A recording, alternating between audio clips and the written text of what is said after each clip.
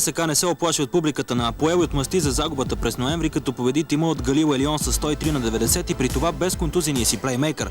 Това засилва интригата преди последния двубой на червените от Евролигата на ФИБА с фаворита Киев, втори в група А. Публиката в зала Универсиада ще види американецът Дезмънд Фъргюсън, Димитър Ангелов и младока Христо Николов, освободени от тежеста победа на всяка цена.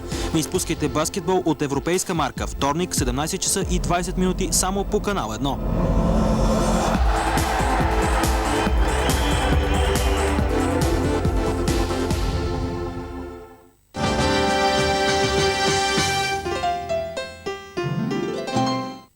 Световно известният телевизионен хит "Тест на нацията" вече в България.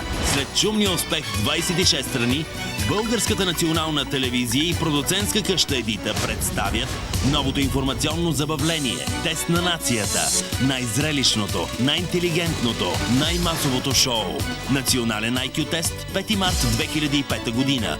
Медийни партньори: Вестник 24 часа, Дарик Радио, Българска телеграфна агенция.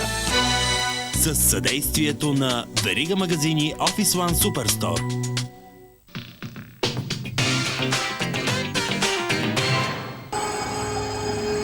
Зов за помощ.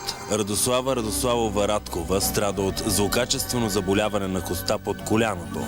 Налага се спешно да бъде оперирана, за да се спаси крака й. Майката на Радослава няма възможност да плати сумата от 8000 евро.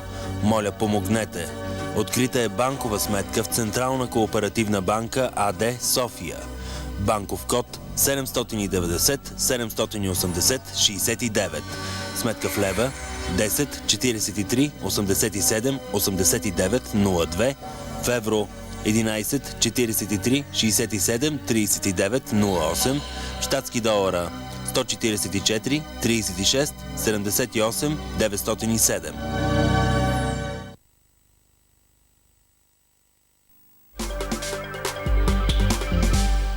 Знам, живееха безгрижно в Старата гора 7 палави козлета и една коза. Кой не си спомня тази песен от своето детство? Кой не я е слушал? Тази неделя в Чай ще си припомним още много славни неща с нейните създатели Мими Иванова и Развигор Попов. Ще разберем с какво се занимават днес и ще чуем децата от тяхната музикална школа. Ще финализираме инициативата за набиране на средства за паметник на големия актьор Георги Парцалев. Започнете деня си с Чай! Меломани. В неделя не пропускайте любимото си предаване. Само от Мело ТВ Мания ще научите най-любопитното около последния албум на Илия Ангелов, на когото ще можете да задавате въпроси в ефир.